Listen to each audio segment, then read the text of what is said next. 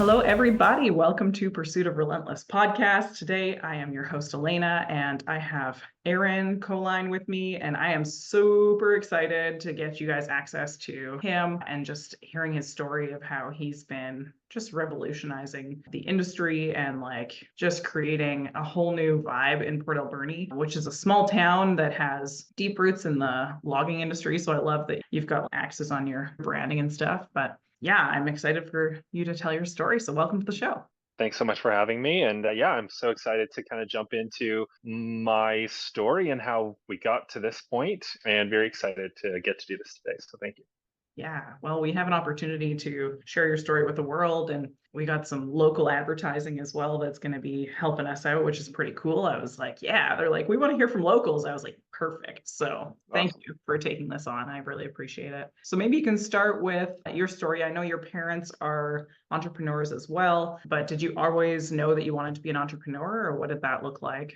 No, I didn't. So growing up, my parents had a nursery and garden center. I was just, running around loose as a kid in their business. I was just exposed to it constantly. But I think I was turned off just by the amount of work it seemed like. They were always kind of just buried in making sure that their business was running and going through the ups and downs of being a business owner. So pretty early on, I just was really interested in science, and my background became kind of steered towards, even through high school, I was like, I'm going to take chemistry and biology and I'm going to go more that science route. And by the time I graduated, I was like, you know what? Let's shoot for med school. Let's try. Let's set our sights kind of on a lofty goal.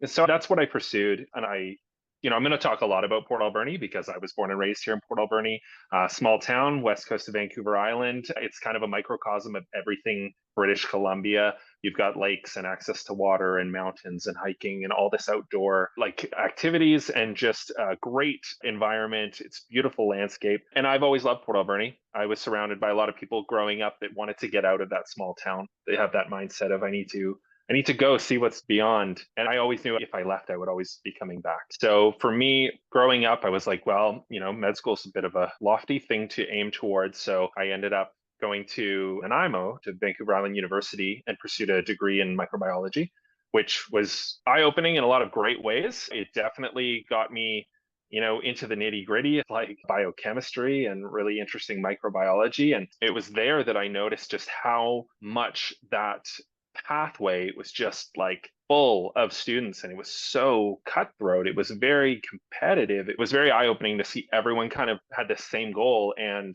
if you were going for, let's say, gonna go to medical school at UBC, there's only so many spots, and you're seeing so many kids and they're like, what are you doing that's extra, and how are you going to get the edge? And it was just so competitive, and I kind of just got, I don't know, disillusioned from the whole process. And I knew that even finishing that degree, that was just the start. And it was going to keep going. And I was always going to be like, I'm passionate about this, but this might not be 8 years of this is going to be tough. And it was around that time, that I started, you're in university. So what are you doing in your free time? We were going to the student pub. We were checking out a lot of breweries that were kind of booming around that time here on the island. So we were in Nanaimo, so Longwood was a big one, but Victoria had great breweries, Driftwood, Hoyne, Phillips was doing a lot of great stuff. And it was kind of this first real boom, first generation breweries in BC really taking off. And so it was around that time that I just got so interested in the process. And I was like, well, I could apply some of my science background to trying to make some beer. So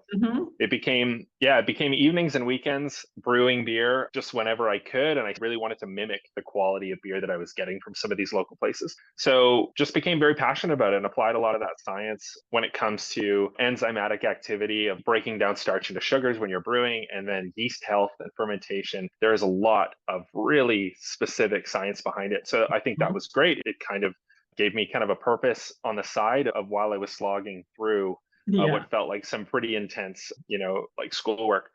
I was But it actually just, at the same university as you, which oh is, yeah, I don't know how old you are, but I went there the year that it turned from Malaspina to VIU. And right. I actually am a Red Seal pastry chef by trade. And so Oh, it's funny how you're like, yeah, it's applying your science knowledge to something totally different. And that's what I loved about it too, was just how it's all science. And I don't think people really understand that when it comes to making food and making beer, that it's so scientific and it has to be so precise to actually make yeah. it work. But you've made it work. right? Yeah, and I think that's what really triggered that passion was it's not just science though. There's a lot of creativity. And it was that Mhm. blend of like, oh, it's that, maybe left brain, right brain. It's like science, but also creative freedom and your recipe building and you're trying to come up with flavor profiles. And that's a little bit of art, you might call it. And that just really floored me. I was like, this is really interesting to me. I'm very passionate about this. And that's when I kind of was like, well, if I'm going to move back to Port Alberni, I'm seeing all these small communities starting breweries. And the pieces just came together like, I need to open a brewery in my hometown. Port Alberni deserves something like that. Yeah. Something like the smaller little community minded breweries that are working in places like Cumberland. That was a big inspiration for me. So it became this, well, I'm definitely going to move back to Port Alberni. And I think that it might be worth looking at if a brewery is possible. And that was when I was like, well, this just makes sense. I get to be my own boss. I get to mix the science and creativity. Every day is going to be a little bit different. I don't have to just sit at the desk and do the same thing repetitively over and over. That was very intriguing to me. And also, I just noticed that Port Alberni had this need to kind of bring the community together. This was Mhm. at a time where when I was younger in Port Alberni, we had like one like music venue, and that was really what like gave the youth something to do. We would go and we would watch live shows. And when that kind of stopped, I just always felt like there's this need for like constructive things in the community that bring people together. Or if you have a sociology background, like a third space where it's not work and it's not home, that's where you connect with people in your community by kind of random chance. And it just builds bonds and there's, collaboration and there's all sorts of things that happen when you have like this space for it to just happen organically. So I always say that that could have been many things, but I felt Port Alberni needed a space like that. And my own kind of selfishness was like, it's going to be a brewery. So I began work on like, well, where do you start? I just finished my degree. So I have a degree in microbiology. I have student debt, student loan debt. How am I starting a business that normally has a very, very high capital, like just to get started? So the first thing was like, well, what does the community think about a brewery in Port Alberni? And we put together a plan. I say we, my wife at the time, very actively involved in helping this all happen. And we decided what we would do as an Indiegogo, like a crowdfunding campaign, but it wasn't to raise money for the whole project. That wasn't the idea. The idea was we need to get a system. So my idea was let's raise money for a brewing system that we can do all our pilot recipes on, that we can start honing in what are these beers going to be when we eventually open. And we were very transparent about that. Like this is phase one in a long process. But what we're trying to do here is are people in Port Alberni interested in a local brewery opening up? And if they are interested, maybe they want to show their support by contributing to this crowdfunding campaign. And really, it's our way to gauge interest. And we raised a little over $7,000 in 60 days. We bought this system that we still have to this day. We still use it to brew pilot recipes of beer. And just the engagement was so great from the community that I think that really fueled the fire to get things going to the next step. So it was shortly after that that I found a space that in Port Alberni was very well known. It was kind of an institution. It was like this was like the business that was Staples before Staples existed. This was like our local print shop stationery. And the owner was, retired and he still had the building and he owned it. And I just wanted to meet with him and I chatted with him about the space. And over time, we just found a plan that worked and I was able to figure out a way as, like I said, student loan debt. I'm fresh out of university. I found a way to buy the building on like a very simple, but like over a period of time, almost a lease to own situation. And I just wanted to get something in place so that then on the weekends, evenings and weekends, we were like pulling up carpet. We were doing all the aesthetic stuff in that building. This is all before we really have commitment for this. We just really believed in it. But the idea was we're kind of renovating this building on the evenings and weekends, and we're able to kind of make it look how we hope it'll look. And at the same time, I'm writing a business plan, I'm putting everything together. And so by the time the business plan was done, we had a space that was like, you could kind of see where it was going. And that was, I think, great because when I brought that business plan to people that I was like, hey, are you interested in investing or being a partner or making this work, finding some way to make this work? I had something to show. I said, we had this space and I had beers that we had already brewed. And I said, we have this beer, we have this space, we have this beer. And then I have the business plan. This is the plan. And I think it's easier to visualize it all when you have something right in front of you.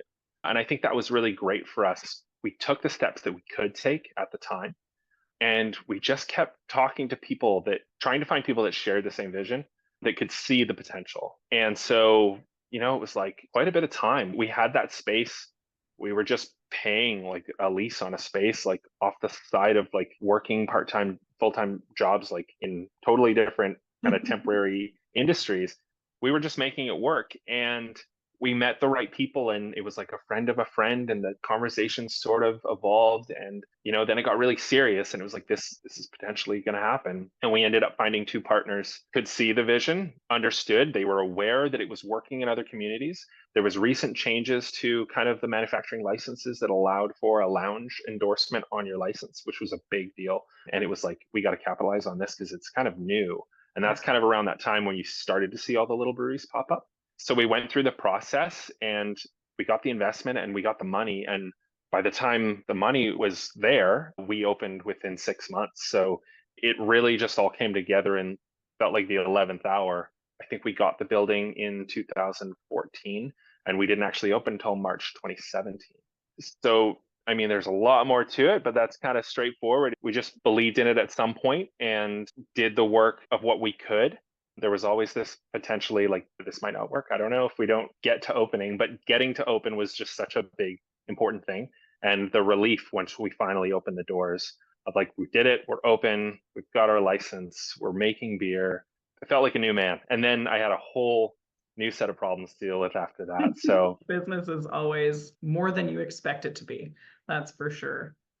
yeah, I think through the process, like the biggest thing for me was adapting. Like I wouldn't say that our plan for what the brewery was going to be started and ended the same. You know what I mean?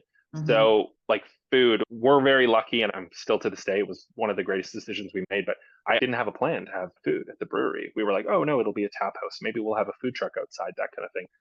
But you have to face yourself with new information all the time, and you have to actually ask yourself if this would make it, like if changing my mind is right. And that's one of the things I advocate for is like, if you can be presented with as much information as possible, you need to also be kind of not too stubborn, because you need to be able to change your mind.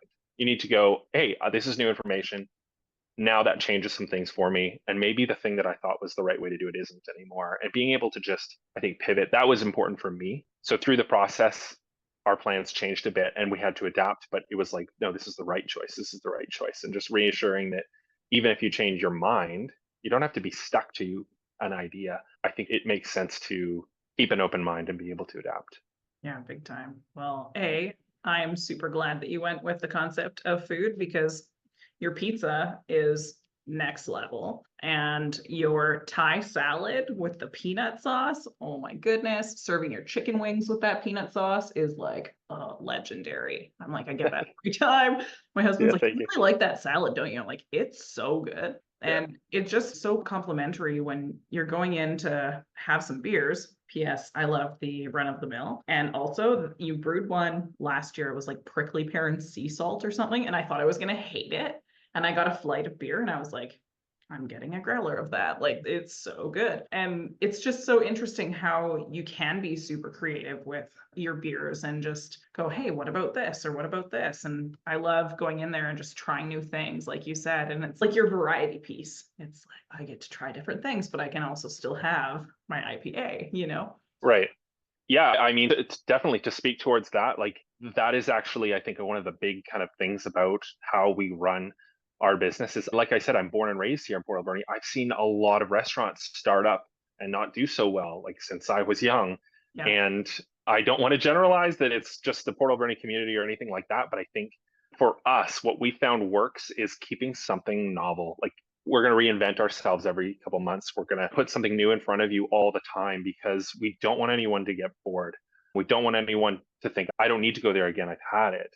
So it's trying to really go up against that mindset. So we launch something new on our food menu every week, and we run it through the weekend. And that's the opportunity, because we want people to come in and see what's new, see where we're taking things next. And that helps us. Again, I think a lot of our team are creatives. And so when it comes to food, they're creative. When it comes to beer, they're creative. We are always thinking of, oh, we could do some new events and some things that, as long as they align with kind of like our values, we're into trying things out. So yes, doing new pizza, doing new sandwich items, doing new beer, that's like a constant that lets us kind of exercise that creativity muscle that we all have on our team. It's collaborative. Usually it's multiple people across the team putting ideas together and pitching them together and building off of ones that are going to work or there's something special to it.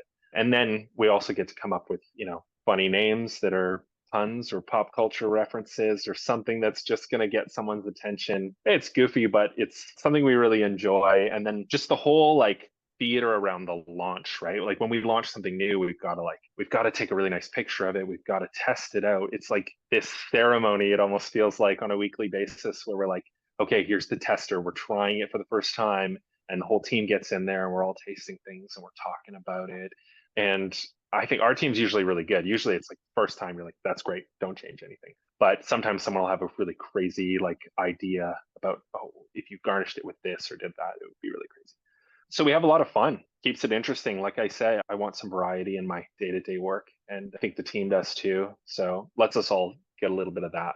Well, and your team environment is just next level as well. Like you guys work so well together as a team. Like you can tell that you guys jive really well and you've built a really good culture in your business, and that shines. Like even it's like, oh, do you need a blanket if you're sitting outside on the patio, like they recognize your needs and they're like, she needs another beer. Oh, she looks like she's freezing, or dog friendly patio. And I'm just like, yes, you're just creating that environment where people want to go and they want to hang out and they want to be present with each other. And I don't know, even like karaoke night was super fun. I came out a couple of weeks ago and like you're up there doing karaoke. And I'm like, yeah, that's the friggin' owner, like up there doing karaoke, because he's like, hey, we got to have some fun here. And I think that's something that a lot of people miss in their business, is creating that team culture where people feel like they can express themselves and be like, hey, what about this? Or what about this? Or how can we do this? And I don't know, there's so much to it, but I think you've done a really good job at creating that. And you've started a trend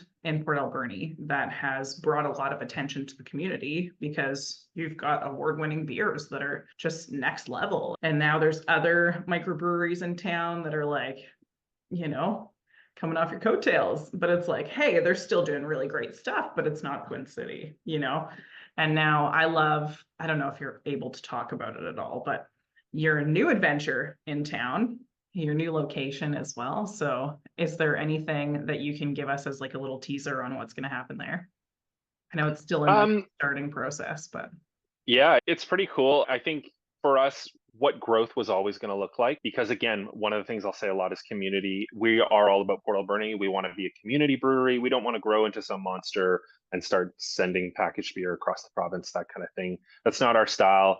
We're really about bringing people into a space and like creating an environment for them that hosts them and like, gives them something special. So for us, a long time ago, it was like, well, if we ever need to grow, are we just going to like build a production facility and have a canning line there and, just pump out beer? But that didn't feel right for us. So I was always looking at another location where we could just grow a little bit and do something different and flex like different muscles compared to what we're doing. And obviously bring on new people that have things to offer.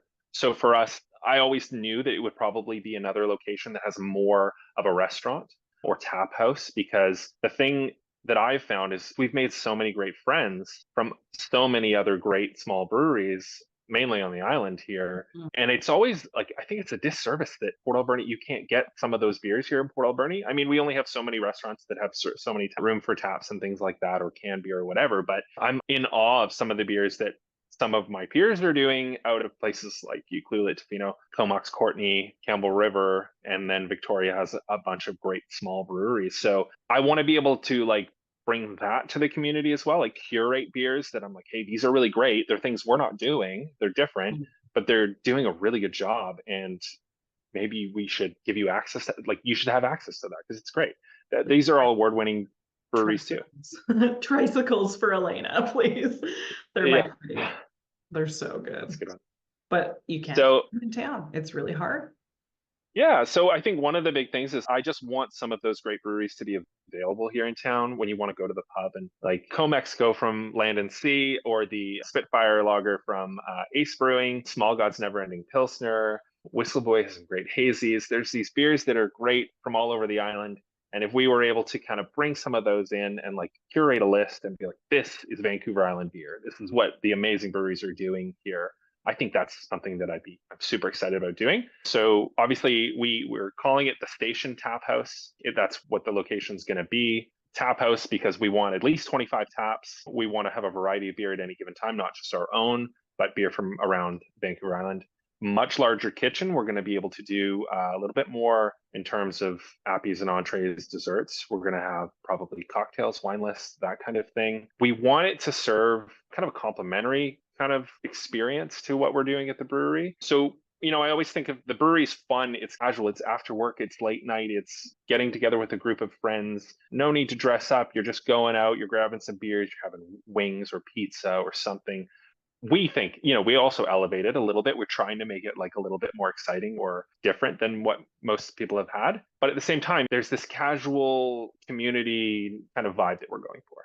Whereas the tap house, I want it to still be approachable for everyone, but a little more like, oh, we're going out for dinner with a couple friends. It's a little bit moodier. There's such a huge not a huge menu. I say huge menu when most restaurants that are, these days have like huge menus. I'm not really about that, but a much more developed menu than what we have at the brewery, with some food that we just are unable to do in our small kitchen. But the same kind of attention to creativity and new rotating things, stuff that we're really excited to share with people. It'll be that same kind of thing, but just in a different package that, might be good for certain times of days of the week versus going to the brewery. But, a lot of the menu stuff is just all conceptual right now. We have an idea of kind of the layout and what it's going to look like in there. It's going to be not that much bigger in like dining space than our current spot, but it's laid out a little bit differently. We're hoping that it'll have a nice outdoor space so we can do events in the future. That's a big part of it. But we're really just excited to, kind of just see what we can do when it comes to just taking the next step, cocktails, really like, I don't want to say higher end, but like elevated pub food. Well, even if you're able to feature some of the like Sheringham's gin, I'm like, yes, give me some good island gins, little things like that. If you can incorporate that into your menu, it's like the one-stop shop for everything Vancouver Island. And it's just a different opportunity and vision. And when I was I was sitting in on the Chamber of Commerce meeting with the mayor, and she was like, so the train station's going to Twin City. And I was like, yeah, yeah. And she said the caveat was that you guys had to be able to sell train tickets if it ever fires up again. And I was like, man, I'm just like such a visionary going, imagine if it just did like from your location, downtown Port Alberni, and that core that they're trying to develop right now to McLean's Mill and back. I'm like, oh, that would be legendary. That would be such a huge tourist boost and everything, but also just like being able to serve stuff on the train, like that would be so fun. So I'm really hoping that they run with that and actually make that happen, because I think it would be a really good addition to the community. Just saying. Yeah, it's a great idea. And it's part of, our interest in that space was that area is just about to, I think, see a bit of a boom with the Somas Mill lands and some of the new developments going on in that area, whether it's like housing, like apartments, condos, or anything like that, that just brings kind of people into that area and a little more foot traffic. Obviously, that has a big effect. I want an area with some nightlife. I want it to be, a nice space that you can kind of walk, shop, and then go out for dinner, that kind of stuff. So I'm excited to see what happens.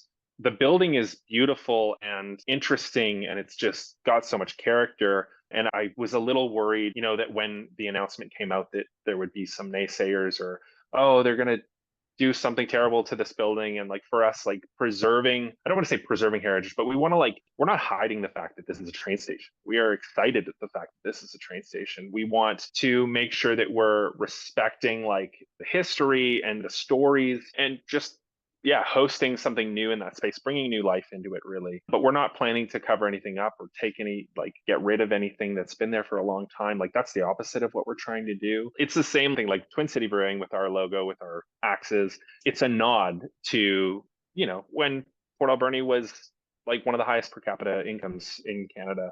There was a booming industry, like industrial kind of town. And it's not that anymore. It's not all about forestry anymore. I think it's evolving. It's becoming something new. That's okay. It's not about saying that was the good old days. It's just like, well, this is a little bit of a story and that has some character. And for us, like the whole name Twin City Brewing, if I can get into it, because that's something that I get asked a lot. Yeah. Twin City Brewing. So before 1969, really, Port Alberni was two separate municipalities, two city centers. You've got like the uptown basically and the downtown.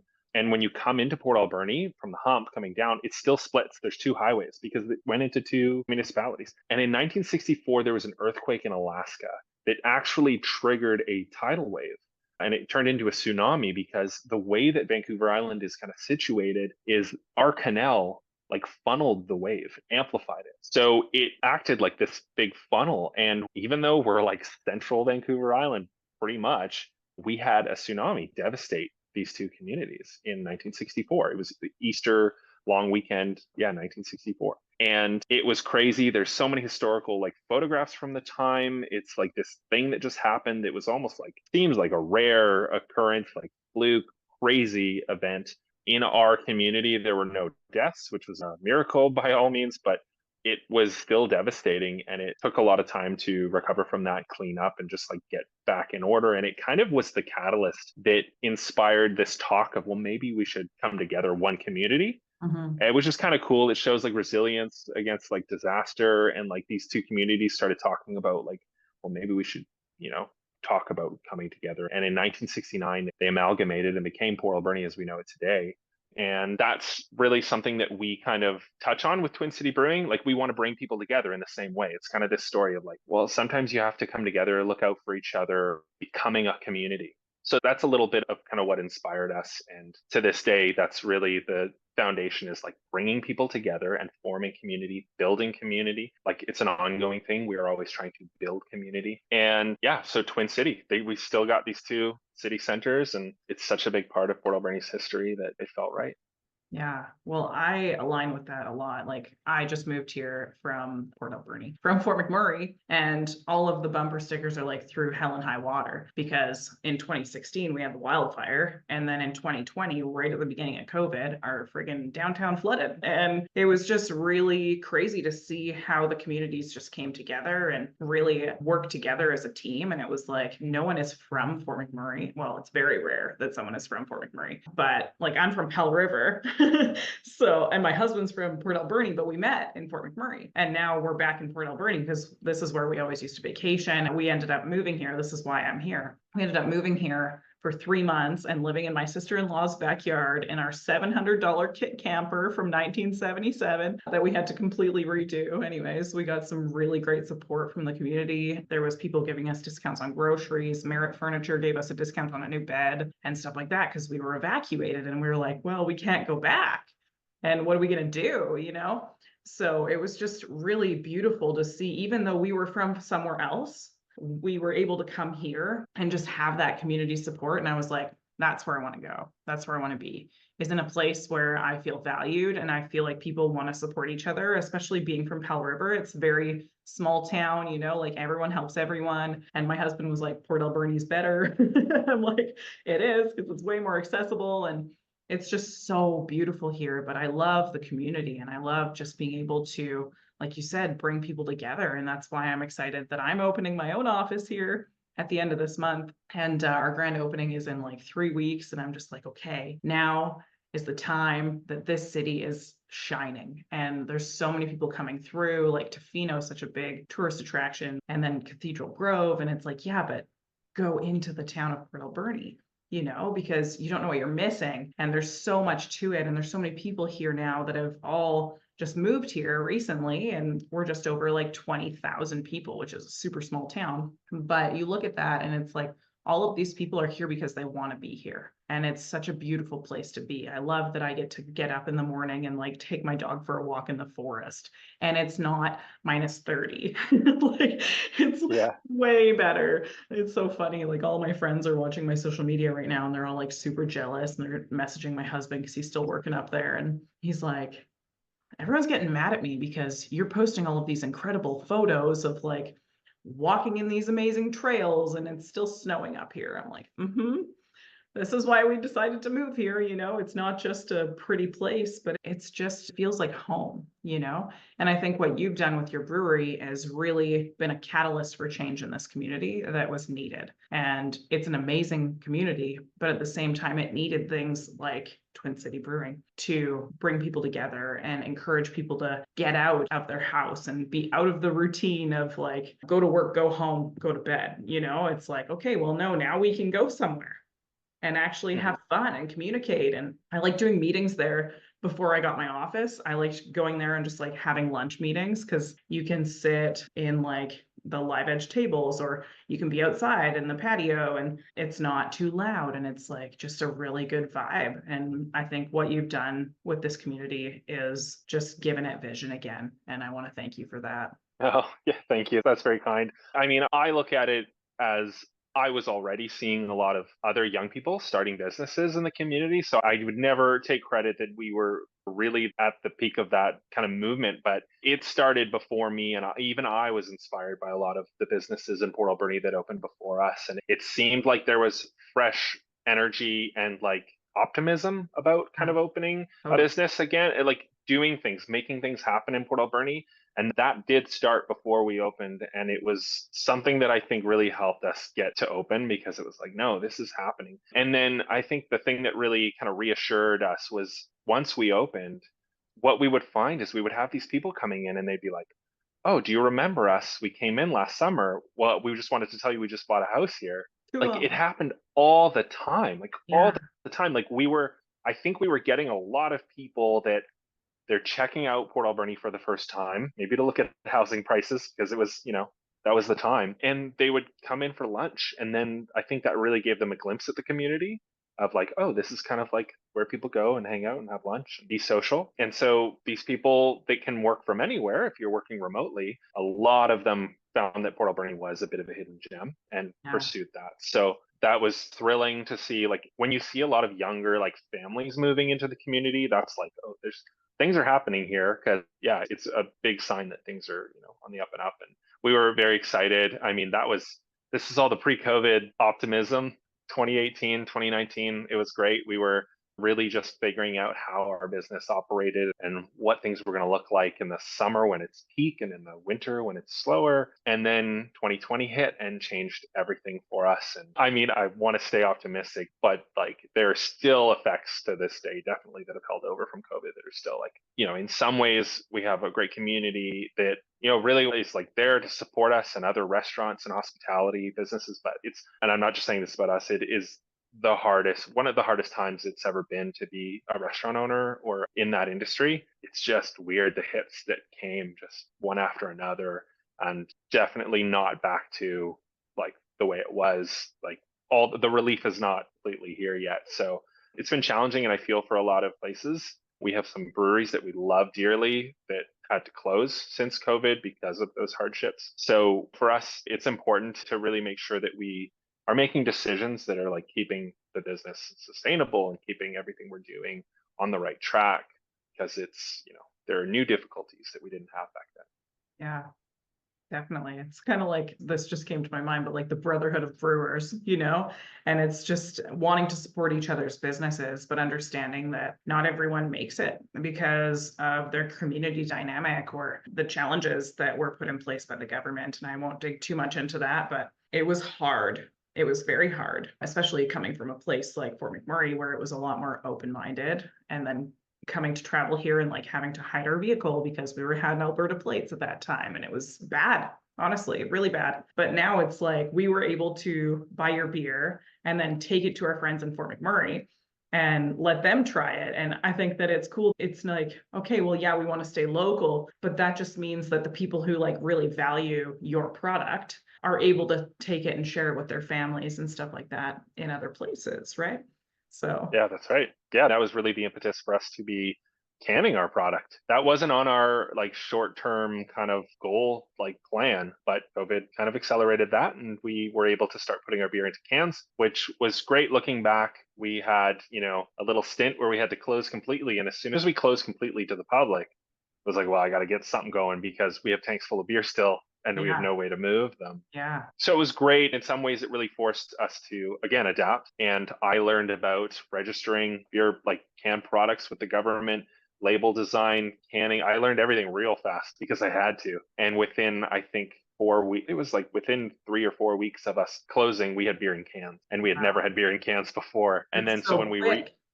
so quick, we use mobile canning. So there's actually great business that is just so complementary to us, specifically our size. We are a brewery of a specific size of like production, and we have found that mobile canning just makes so much sense for us and the size that we are, that we haven't bought our own canning line. We just have a truck come with all the equipment every 3 to 4 weeks. We set it up in about an hour. We do about 7 hours of just fast blitz canning. And then at the end of the day, we're like, there's our stack of like 7,000 cans. Wow. And we start getting that to stores and we sell it through our lounge. And then we make a plan for the next 3 weeks later. We do it all again. And we just have this nice kind of system in place now that it works for us because we don't have room for the equipment, but we still need to move a decent amount of beer via cans. So that's working really great for us. So that was one way that we had to adapt. And to this day, we still use that. It's working great. Mm-hmm. Well, and I also would love for you to touch on like how you make your regulars feel special, because I know you do something special for those people. And I really love that you've implemented that into your business, because it does really make people want to come back, you know? And for people in any business, you have to find something that makes you unique. And it's like, okay, well, how can we stand out? Well, we're going to have their cup ready for them when they get here, you know? And I have one buddy who is, I swear, like religious about your beer. Like he's there all the time. Everyone knows him by name. And it's just so funny because he's like, yeah, I got to get one of those growlers, you know, or I got Yeah. one of those growlers or not growlers, tankards, sorry.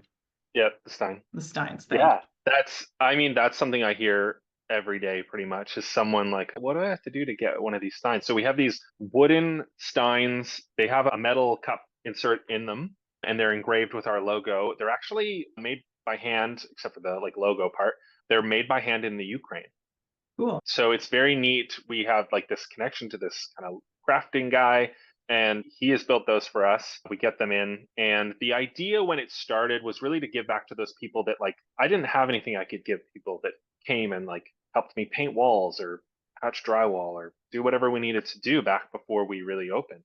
And I wanted to do something that would kind of like, I don't know, it would really have this set thing that's like they were a part of this from the beginning, and there's the proof of it right there. So we did these numbered steins, very kind of tongue in cheek, like, you know, Illuminati, cloak and dagger, yeah, secret organization kind of stuff. But the idea was like, okay, you get this cup that's up on the wall, and when you come in, we'll put your beer in there. And it's, you know, it's kind of a point of pride. Can't buy them, can't take them out of the building. It's a very special thing. And I think the reason we don't sell them is to keep them special. Like if you Yeah. could just walk in and go, what do I got to give you to get one of these? Then it kind of loses some of the magic. So for us, that was really about like gratitude and like being thankful. And now to this, it's kind of evolved into this point where like we just have these wonderful community members and they come in all the time and they're just great with the staff and they like being around and we like having them around and we just have gotten to know them so well. And we want to thank them for just being great friends of the brewery. And so we do different things like we'll do a draw every so often where you can put your name in and you can win one. But now we also do it where any of our longer serving staff, like on their anniversary of being hired, one of the things that we kind of present them with is the chance to give someone a mug. And so Cool. they get to choose, they get to like have the power to say like, well, I always love when this person comes in and they've been so nice to us and they've been so kind. And I think that they deserve like a spot on the wall, basically. So that's kind of what it's evolved into. But I mean, even speaking back to making customers feel special or welcome, for me, like I have strong feelings about this because I very much do not like the scripted server conversations. Like from the get-go, like if someone's like waiting for the debit machine to process and they go, so any plans for the day? It's always like that's like your go-to, like throw that conversation out there when you need to. But I would just value real, genuine conversations so much more. And so part of it is just getting everyone on that same page of like they are here to interact with you. They are here to be in this space. That you don't worry about like having to have a script or whatever. Like just talk to them. It's so much more meaningful if you're like, oh, are you guys coming through town or do you live here? Like I haven't seen you in here. Are you heading to the coast? What are you doing out there? More like let's actually talk about what they're doing and let's be interested and like make recommendations. And I don't know, just real genuine conversations are always the goal. And that's what we always talk about is we want people that are here that we're actually like interacting with. It's not just us pandering to them. It's genuine conversations. They want to be in, they're members of the community or they're passing through. And we just want them to feel like this, you know, it's a real conversation, not a fake one. So that's important. And I think that helps kind of build that culture of people wanting to just hang out because yeah, we're here to working, but we're here to hang out. We're here to interact with you. We're here to chat. And all the time, like we have new food and beer. So there's always something that we're passionate about that we can talk about. So we try to balance it a bit. We've just put this on the menu. Have you seen this before? Have you tried this before? Do you want to try it? This is what's crazy about it. This is what's special about it. That's the great way to kick off a real conversation, I think. Yeah, I love that. Well, unfortunately, we are out of time, but I am super grateful for this conversation. I'm excited for people to get access to not only more of you, but more of your team. There's a really great opportunity for you in this community. And I think that you're definitely spearheading some great things and giving the community something to be excited about, which is awesome. So any closing message that you want to leave with them? No, I would just say, like, for us, like, our community is very important to us. And I think one of the things that's helped us kind of build our like culture is kind of making sure that we're all, it sounds like something that everyone says, but when you actually stop and think about it, like making sure we're all on the same page. Like when we say the goal is customers having a great experience. So if we're talking about, well, what should we do, this, should we do that, should we do this, is that going to be the best experience for the customer? As long as everyone has that in their mind, we're able to make decisions that no one, you can't really argue with that. If I'm like, well, this is way better for the customer than this, what are you going to do? You're going to argue with me about that? Like, we all said that that's what our goal is. And so it just helps us all on the same page, and usually there is no argument there. It's like, no, we should be doing this. Like you said, it's going to be what's best for customer. And so that kind of mindset of like, I don't know, in a lot of ways, we don't have to talk about it too much, but we all know that this is going to be the best thing. We're all just working towards it. That's ultimately the goal, is to have them just thrilled and pleased and wanting to come back. And so that's how I think we build our culture. And it's very connected with how we want to serve and build our community. Yes, amazing. Well, guys, this is a holistically grown show, so make sure you share it with a friend. We don't do any advertising, just for the fact that I don't want to be told what to say or have my people that I'm interviewing be told what they can and can't say. So make sure that if you get value out of today's episode, learning about how to create culture in your business, learning how to be unique and help your community have a great vision, then you share the show. And Aaron, thank you. Thank you again for being here. And I look forward to coming to visit you at your location soon. Awesome. Thank you, Alaina, for having me. This was wonderful. All right. That is Pursuit of Relentless signing out.